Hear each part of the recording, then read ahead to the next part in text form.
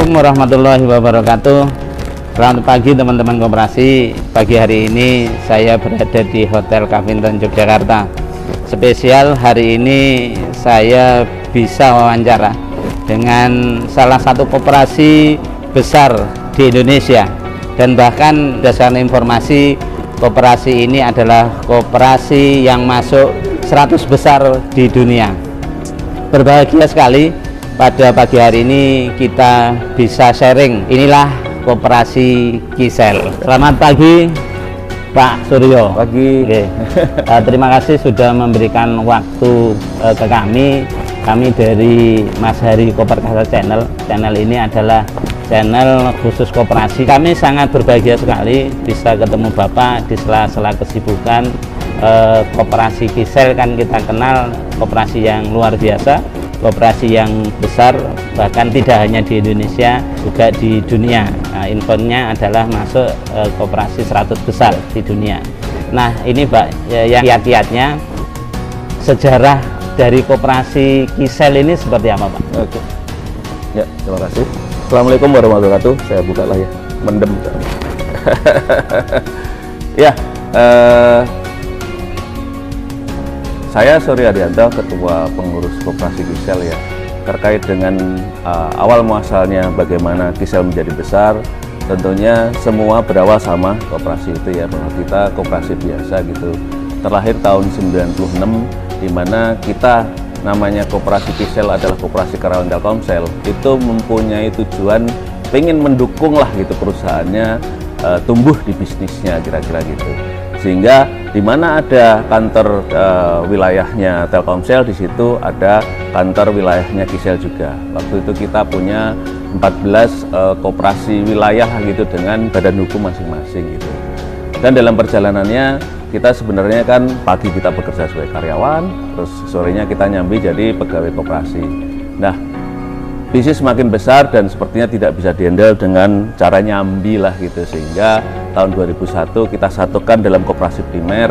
Kita sepakat gitu bahwa semua koperasi yang di wilayah itu kita tiadakan dan kita bikin satu koperasi primer yang berpusat di Jakarta. Nah, dalam perjalanannya koperasi kita menjadi semakin besar karena bisnisnya Telkomsel juga semakin besar, dan kita sampai saat ini memiliki 11 kantor wilayah dan 54 kantor cabang.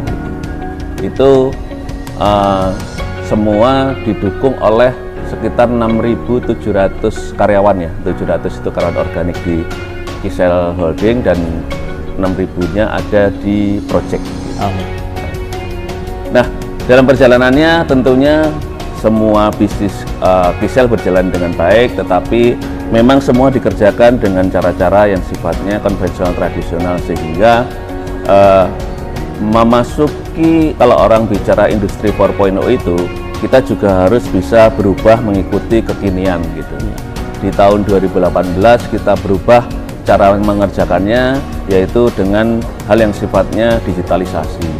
Dan disitulah tadi disampaikan bahwa koperasi kita makin besar, masuk 100 besar koperasi dunia, dan revenue kita mulai masuk di 6 triliun gitu. Dan kita harapkan di tahun 2021 ini ya meningkat lagi menjadi 7 triliun. Itu kira-kira sekilas dari sisi perjalanan koperasi kita. Dan kita ingin sekarang tidak hanya menjadi besar di Indonesia, tapi juga tadi kita ingin punya visi yaitu the best world class kooperator. Itu kooperator kelas dunia ya, paling tidak memang yang terbaik di Indonesia tapi kelas dunia.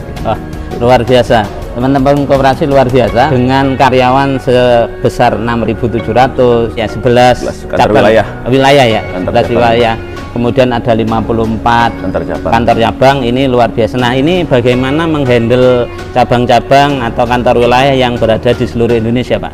Sistemnya seperti apa? Ya, pada dasarnya sebenarnya seperti juga kalau kita perusahaan atau mungkin teman-teman yang juga punya koperasi di Indonesia itu, ya kita ada holding di kantor pusat di sini yang memang berfungsi adalah pengembangan bisnisnya dan juga menjadi support bisnis untuk teman-teman di wilayah gitu ya. Gitu. Dan untuk itu tentunya kita harus merasa gitu bahwa kita ini menjadi satu grup koperasi Kisel gitu. Nah, di situ itu pentingnya bagaimana kita membangunkan, kita juga mempunyai anak usaha di situ. Jadi bagaimana kita membuat bahwa kita itu dalam satu kesatuan keluarga besar Kisel Group, di mana pimpinan di regional ini menjadi perwakilan atau representasi pengurus di kantor pusat dan membawai baik itu bisnis-bisnis di holding maupun bisnis-bisnis anak usaha di situ gitu. Semua kita terkoneksi dengan yang sifatnya kesisteman gitu, yang sehingga semua bisnis-bisnis kita bisa terkontrol dengan baik dan kita bisa melakukan suatu kajian dan improvement terhadap perkembangan atau potensi ke depan bisnis-bisnis dari yang ada di wilayah-wilayah itu, gitu kira-kira mudahnya. Terima kasih Pak.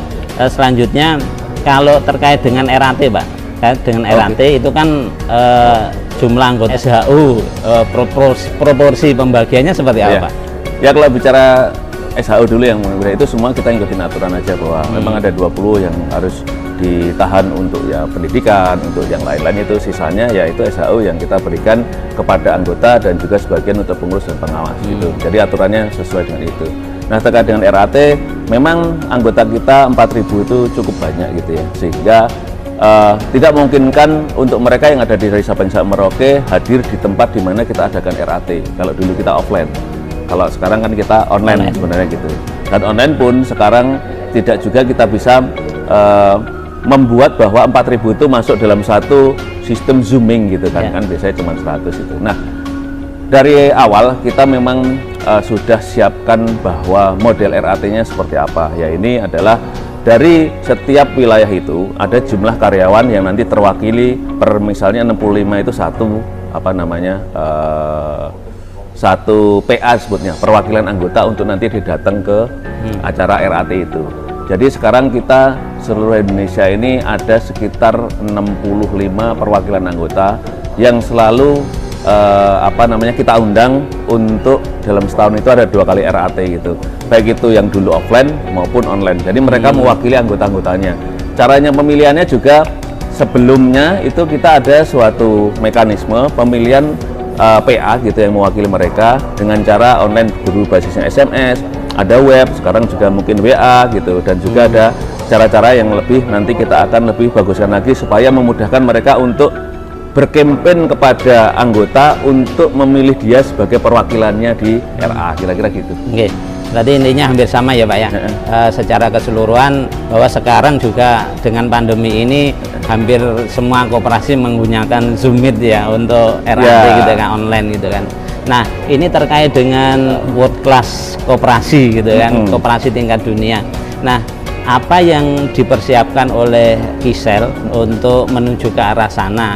Ya, tentunya yang paling penting itu pertama itu pengurus gitu dan pengawas lah, kalau itu harus punya visi misi yang jelas dulu ke depan. Jadi kalau kita nggak punya visi misi, kita itu melakukan pekerjaan tanpa arah. Tapi kalau kita punya misi-misi tapi tidak dikerjakan, itu juga kita sebenarnya melakukan hanya membuat suatu berkas lah gitu tanpa ada eksekusinya, kira-kira gitu. Jadi pertama kali tentunya kita membuat suatu misi-misi di mana visinya itu adalah kita the best world class operator di Indonesia. Jadi visinya kita jelas, kita mau kemana gitu. Terus yang kedua, misinya apa? Tentunya satu, tetap kita tidak akan lupa bahwa kita pengen meningkatkan kesejahteraan anggota. Yang kedua, seiring dengan kita pengen maju di tingkat internasional, kita juga ingin memberikan kontribusi terhadap perkembangan koperasi Indonesia gitu. Yang ketiga, kita juga ingin membangun strategic partnership yang hebat terhadap partner-partner global maupun partner lokal. Itu harus tercantum tuh supaya kita tahu arahnya. Terus yang keempat, setelah tadi kita bicara kesejahteraan anggota, memberikan kontribusi di koperasi Indonesia, terus kita strategic partnership di global player maupun nasional. Yang terakhir itu kita juga harus mengimplementasikan suatu digitalisasi bisnis gitu yang berstandar internasional. Itulah visi dan misi kita. Nah, turunan dari itu tentunya kita harus bikin program. Program itu dua hal, ada program yang sifatnya bisnis, ada program juga yang sifatnya support gitu. Yang bisnis itu harus mengarahkan bagaimana bisnis kita menjadi yang semakin besar, yaitu kita bagi 4. Satu, kita selalu melakukan yang sifatnya maintenance itu existing business. Existing business itu bisnis yang sekarang ada, kita harus pertahankan terus supaya kita tetap bisa kerjakan dan mungkin kita tingkatkan. Yang kedua, bisnis-bisnis yang besar yang kita sebut main business itu kita terus perkuat gitu sehingga terus berkembang dan meningkat secara skala bisnisnya gitu. Nah, setelah mempertahankan bisnis utama, mengembangkan mempertahankan bisnis existing, terus juga mengembangkan bisnis utama, yang ketiga tentunya ekspansi. Ekspansi adalah bisnis-bisnis yang di luar yang kita kelola sekarang itu kita lakukan, terutama yang memang di luar Telkomsel lah gitu, itu kita kembangkan terus lah ke seluruh BUMN, ke seluruh mitra-mitra kita, itu kita kembangkan. Terus yang keempat, ini yang paling penting, itu adalah kita harus mengimplementasikan atau monetizing itu digital business, itu penting sekali, karena tanpa itu kita nggak akan bisa menjadi pemain global lah ya, di tingkat internasional nggak bisa gitu. Karena era-era industri 4.0 ini, era digitalisasi ini, kita harus mengimplementasikan suatu digital business ekosistem berstandar internasional, itu udah wajib karena kita borderless gitu. Nah, itulah bisnis itu jadi 4 tadi, yaitu kita mempertahankan bisnis existing, terus mengembangkan bisnis yang utama gitu, memperkuat, terus juga berbicara ekspansi dan juga digital business ekosistem. Nah, supportnya juga harus program supportnya juga harus kita perkuat. Satu, kita juga harus membuat strategic business partnership untuk meningkatkan value-value kerjasama kita gitu. Yang kedua, tentunya people dan organisasi kita tingkatkan. Nggak mungkin kita pengen menjadi perusahaan tingkat dunia, people-nya juga masih bersifat-sifat lokal, itu nggak mungkin. Jadi capability dari si orang dan juga organisasi kita tingkatkan. Yang ketiga tentunya adalah kita cost leadership. Perusahaan itu selalu berhitung bagaimana mengkaji suatu bisnis, bahwa penambahan beban itu selalu diikuti dengan penambahan pendapatan yang juga signifikan, itu juga cost leadership. Dan yang terakhir adalah environment control, bagaimana bisnis itu end-to-end harus kita amankan, dari pertama kita ngeplan sampai nanti pencairan atau kolek dari uang itu harus aman. Nah, itu berbasis suatu yang sifatnya kesisteman yang juga harus inline dengan peraturan-peraturan di eksternal gitu. Nah, itu yang sebenarnya harus kita kembangkan tadi, visi misi, program bisnis dan juga program supportnya, sehingga semuanya itu kita harapkan bisa mengamankan dari sisi target tahunan maupun milestone yang pengen kita gapai, kira-kira gitulah. Terkait dengan digitalisasi, kan Kisel itu teman-teman koperasi adalah menjadi prototipe koperasi modern di Indonesia sekarang. Nah, terkait dengan koperasi modern itu dan terkait dengan digitalisasi itu seperti apa, Pak? Sebenarnya saat kita bicara digitalisasi itu adalah tools gitu ya, yang dulu kita bicara bahwa ada bisnis kita yang dulu kita kerjakan konvensional, disiapkan kendaraan digital sehingga nanti dia numpang di situ untuk menjadi lebih efisien, lebih agile, kokoh di era digital ini gitu. Nah, tetapi yang lebih penting adalah bahwa saat kita mau masuk ke digitalisasi, yang perlu kita lihat adalah bagaimana kita itu selalu melakukan suatu improvement terhadap 3 hal yang penting itu. Satu, berbicara people-nya, yang kedua berbicara prosedurnya, yang ketiga berbicara kesistemannya, teknologi. Nah, bila mana 3 ini bisa kita lakukan, itu kita baru bisa masuk ke digitalisasi. Nggak mungkin digitalisasi sifatnya hanya korporasi tapi orangnya nggak digital, nggak mungkin. Gitu. Terus orangnya mau digital tapi prosedurnya kita terlalu berbit, nggak mungkin gitu. Nah, ini semua harus kita sinergikan gitu. Jadi kita lakukan suatu pengembangan berkelanjutan terhadap people, terhadap prosedur, terhadap kesisteman. Itu yang kita lakukan. Oke, baik, terima kasih Pak.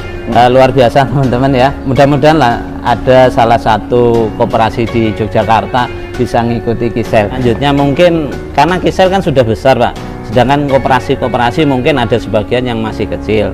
Apa ya yang bisa diberikan dalam artian masukan lah untuk koperasi-koperasi mulai tahap awalnya? Kalau langsung meloncat itu kan nggak mungkin, sehingga memang harus tahapan-tahapan apa yang sekiranya bisa dilakukan oleh koperasi-koperasi yang masih kecil. Oke, ya, terima kasih. Pada dasarnya sebenarnya besar kecil itu kan dalam proses ya. Dulu kita juga kecil sekali, bahkan mungkin lebih kecil dari yang teman-teman sekarang berkooperasi kerjakan, karena awal kita hanya berbicara bagaimana kita membantu hal yang paling sederhana aja. Yuk kita nyiapin tisu, yuk kita nyiapin ini gitu ya, sifatnya mungkin sembako, yuk kita driver, yuk kita misalnya OB atau apapun lah gitu.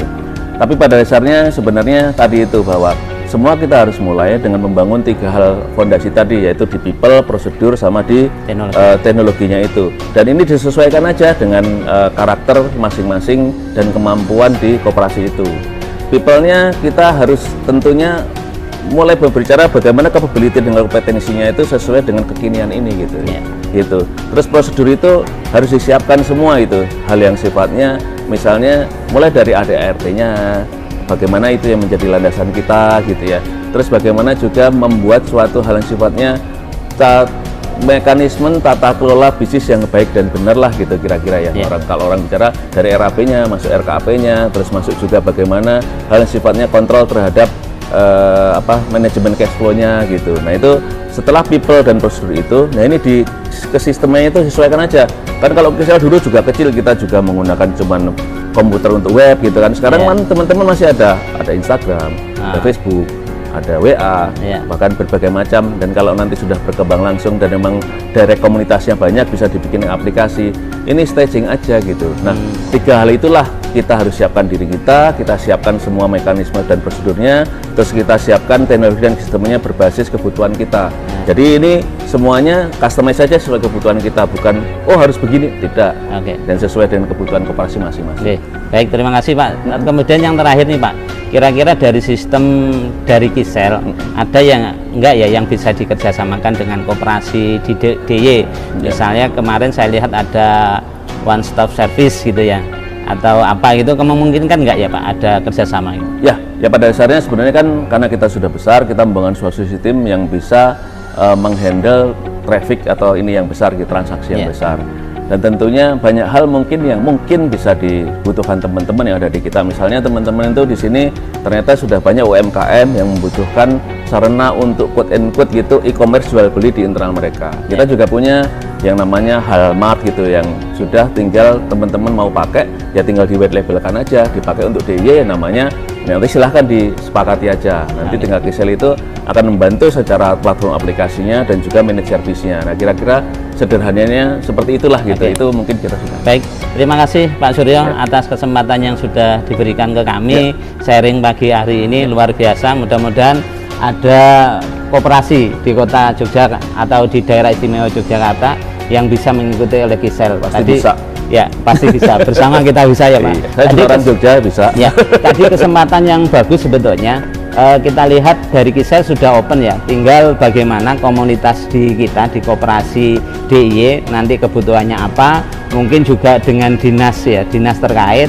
Kira-kira apa yang dibutuhkan sehingga bisa bersama-sama nanti mendiskusikan apa yang bisa dieksekusi, apa yang bisa dibantu oleh Kisel. Mungkin itu teman-teman pertemuan pada pagi hari ini. Terima kasih dan jayalah Koperasi Indonesia. Assalamualaikum warahmatullahi wabarakatuh. Waalaikumsalam warahmatullahi wabarakatuh.